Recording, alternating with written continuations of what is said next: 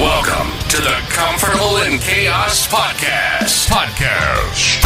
Strangle your demons and let's go. Y'all need Jesus!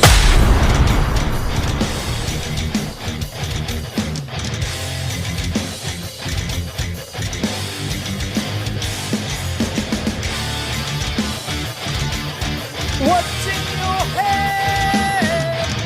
In your head? Zombie, zombie, zombie. Hey, hey. Joe Biden, your head. In your head. Yeah, Jill's out on the stump because Joe stopped talking. And since we love music on the Comfortable in Chaos Podcast, I am your host, Eric Hellberg, but before I tell you about Einstein, let's go, since we went from the Cranberries, let's stay on the C version, and let's go to Charlie Puth. We don't talk anymore. No, we don't talk anymore. And I'm saying, Joe Biden don't talk anymore. And if we're just passionately curious about all things pertaining to men, we know we have no special talents. We're just like Einstein. We're passionately curious, but no one is talking to us anymore. And certainly not the leader of the purported free world, Joe Biden. Now, if we want to find out his fitness level, whether that is cognizant or demonstrably physical, it's Dr. Jill Biden who provides us that information, not her husband. And that's a shame, because we have all reached the same conclusion based upon the limited amount of information they allow us to access.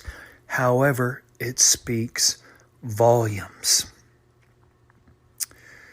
The world sees it, we see it. Here's what I would like to know. I'm somewhat around the periphery of the political world. If you've listened keenly to my broadcast, maybe you understand, maybe you don't. And I remember one time in college, now this was before I floundered in school and decided that Uncle Sam was a more viable option for me because I didn't want to be a burden to anyone, and I wasn't sure what it was that I wanted to do in my life. So Uncle Sam gave me a chance. He honed me. He created a hunger in me. And I then knew what direction I need to take. And then when I went back to school, came home from overseas, I graduated summa cum laude, much like many people. But I only mention it because despite working 3 jobs and taking a full load so I could finish quickly because now I had a direction in my life, I was abundantly more focused. And what I am saying here is, I had a professor that first time. And was this during the Reagan? Nope, this was later, but he was speaking about Reagan. But he almost sounded like maybe Mikhail Gorbachev, albeit in some little bit more lending tones. And I was like, you know what? That's not really what I believe. Now, I can ingratiate myself to this guy and do what he says. I'll probably be fine. I mean, the curriculum of the course was fairly easy. Regurgitate stuff, write stuff, especially if it has a leaning bent, and you're good to go. But I did not truly believe that. So that meant I could not abide by that. How many of you identify currently with the party affiliated with a donkey? I'm not saying that in any way disrespectfully. I mean, it is what it is. One has an elephant, one has a donkey. I actually own 2 Mediterranean donkeys, and if my daughter had her way and my wife would allow her, Maximus and Cher would be right here inside the house with us. They're that docile.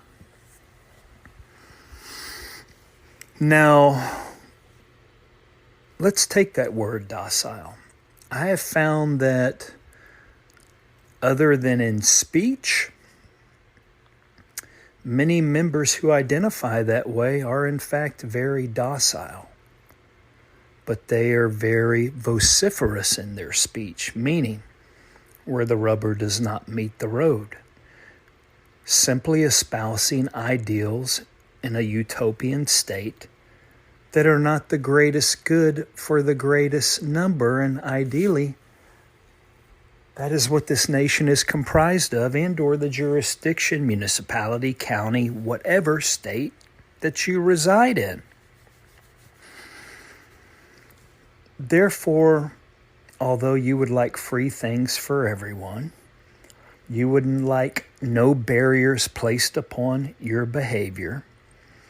You would like to allow government trespass into every area of your life. Of course, if it illuminates said behaviors, you'd want them to hold back. We get it. You can only be self-centered for so long. And so what I'm saying is if you're affiliated with that party, don't you kind of feel like you've been riding a horse for a while now? And now you've looked down and that horse isn't there any longer. You don't have anything left to ride. Send me a comment if you disagree. You know how to access my website. You know how to email me. But when you have your neighborhoods in shambles, and we know from voter demographic data that President Biden won the predominantly urban areas. I mean, and overwhelmingly so. Overwhelmingly so.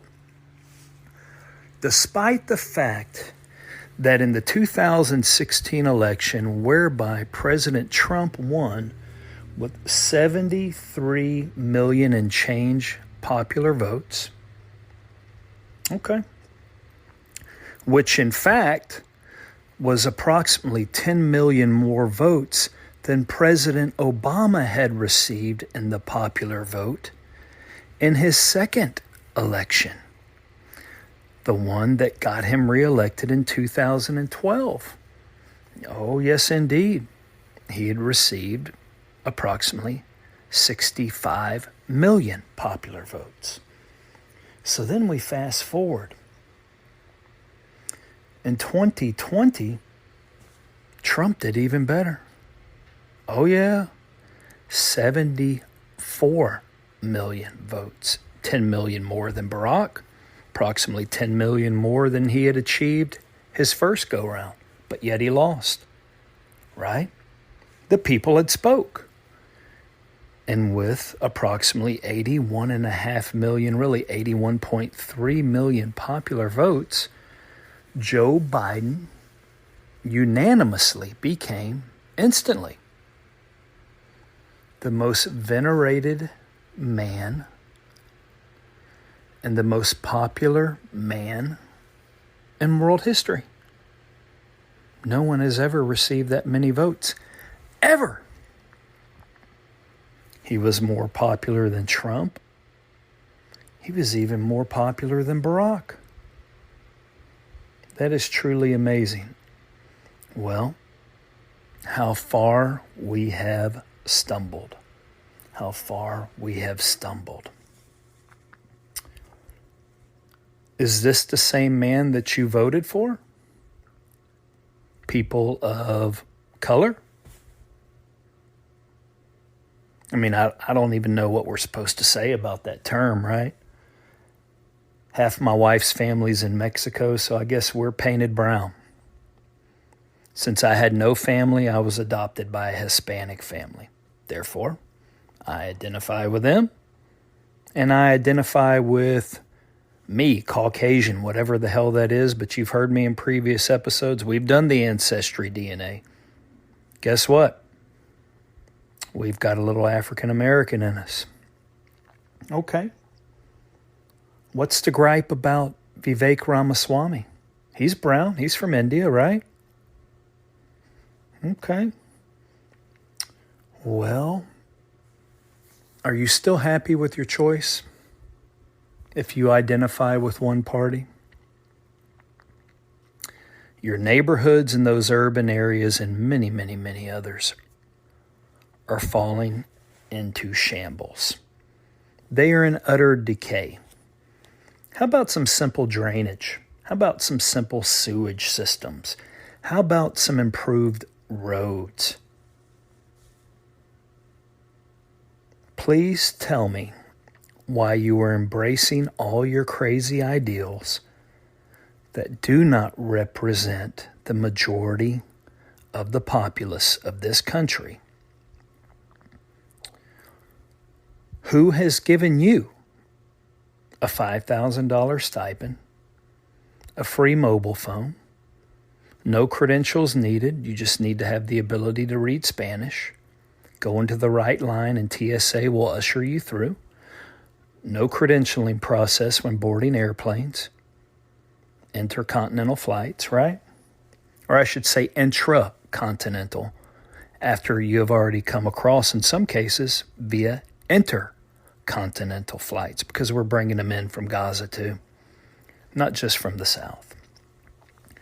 But have you received that courtesy from President Biden? The reason you have not is because he understands how smart you truly are.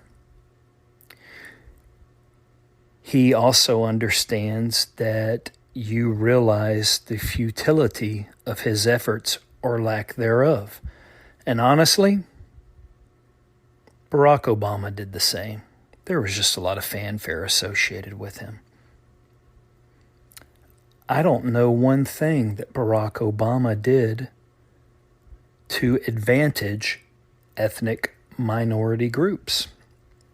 He talked about it a lot, but talk and behavior, meaning legislation, are two entirely different matters, right? You can say anything, but your behavior dictates who you really are.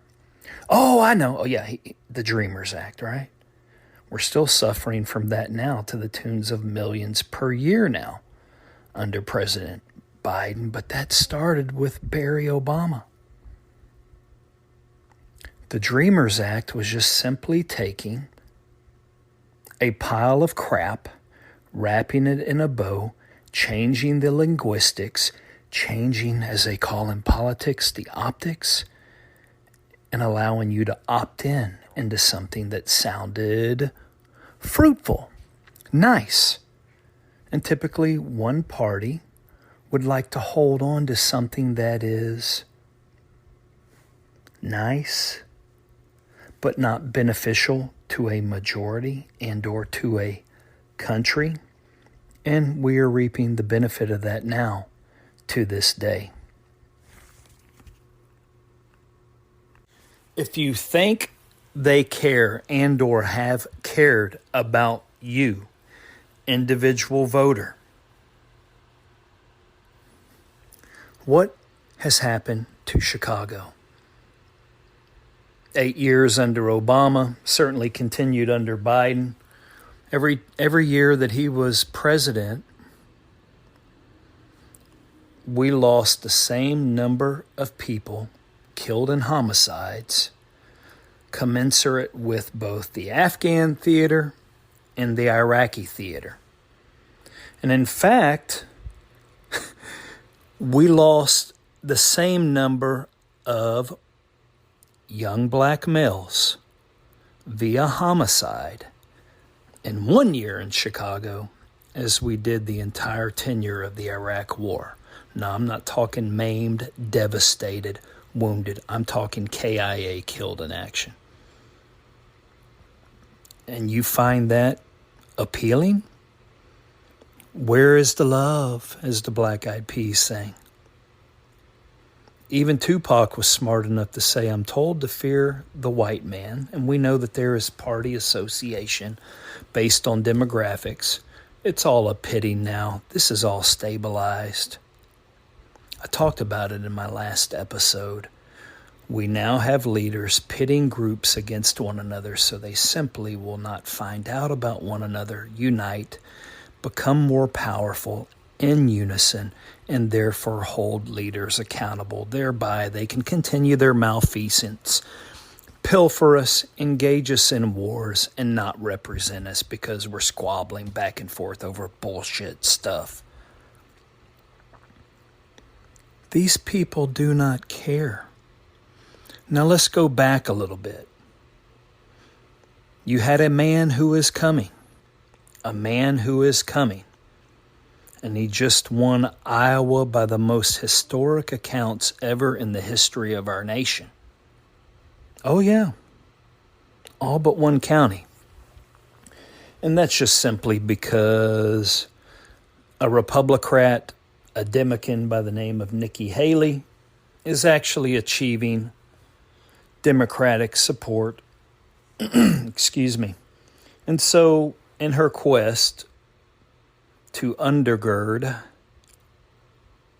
the past president, she has consumed a few votes. I doubt she'll even win her own primary from the state where she was governor here soon to come up. But that is one party's quest to take away votes from the man who is coming. But let's go back to that man who is now coming again. When he was left unabated, if we're truly going to espouse democratic ideals, crime had been buckled. It had come to a standstill. Our border was more secure. No new wars were started. I don't know of any presidency in the past, 20, 30 years where no new interventions were started. He may have had to comply with some troop requirements that were already in place, but no new interventions. He's not a war hawk, and both parties are. So our border was more secure. Thereby, you are no longer having to compete with the influx of unskilled labor, whereby you truly cannot compete. The numbers are enormous. You would have more resources for your hurting communities that are now being poured into the people, since you are now more aware, more alert, more cognizant, and you know in the pit of your stomach that this is wrong. Joe Biden and his powers that be can no longer count on your vote, and rightly so. So they have to create votes. And that's what the invasion is for. You have been cast aside once again. He has a new voter bloc, and the rules don't apply to them. Okay. You had a president before that would allow 2-mile stretches of ISIS fighters to sit in their Hiluxes, brandish their banners, best Air Force in the world, and he would simply look at them, wink, wink, nod, nod.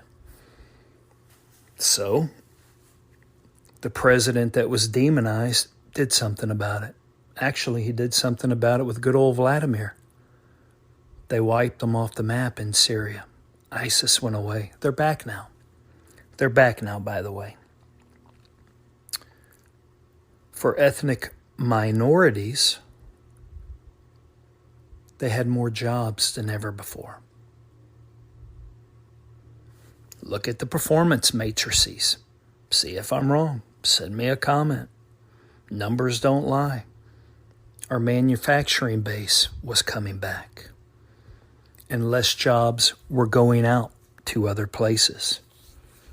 The energy sector was starting to churn, but under the guise of self-interest, utopian ideals that do not support life, and really getting into the pocketbooks of those democratic powers that really conspire to keep you down instead of lifting you up. He was breaking that apart. But that couldn't stand. It simply couldn't stand. So, we had to create a narrative. But what I'm telling you is that the man is coming. And now Vivek, another man of color, has bowed out of the race despite spending millions and millions of his own money and over 300 plus campaign appearances in the state of Iowa. He could not upset that momentum.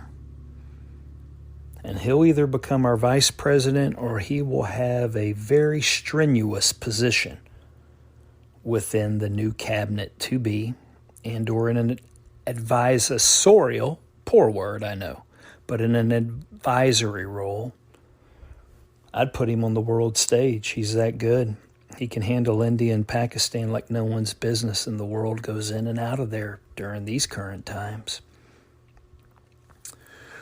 So, have you looked and decided that law and order and representation of us all is more important than some of these ideals? Think the prodigal son. He wanted it all, yet he had done nothing to receive it. So he went to his father and said, I deserve this. I want this. I have not done anything for this, but this is mine, and it's coming to me. And although you were not deceased, give it all to me now. And he went out into the world. And he lived just like Gavin Newsom would. And all of his Democrats in California do and will. Until he found out that he was decrepit. He was out of resources. He had lived wild. He had only been governed by his own self-indulgence. And what he found himself to be, just like the people he was cavorting with, was just another dead soul. The people around him dead, he himself dead. And so you know what? He decided to come back to truth. He decided to come back to stability. He decided to come back to order. And you guys are smart enough to realize this. And sometimes it hurts to admit it. But the time is now. Let's all take our country back. And we have all been prodigals at some point in our lives. I've done it a couple of times. And in my case, I realized I was wrong. I knew I had to repent.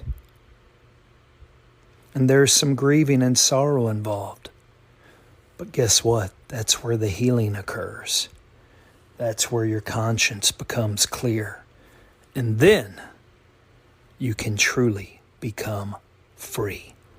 Until next time on the Comfortable in Chaos podcast, I bid you bon voyage, my burgeoning flock. Until next time, like and subscribe to the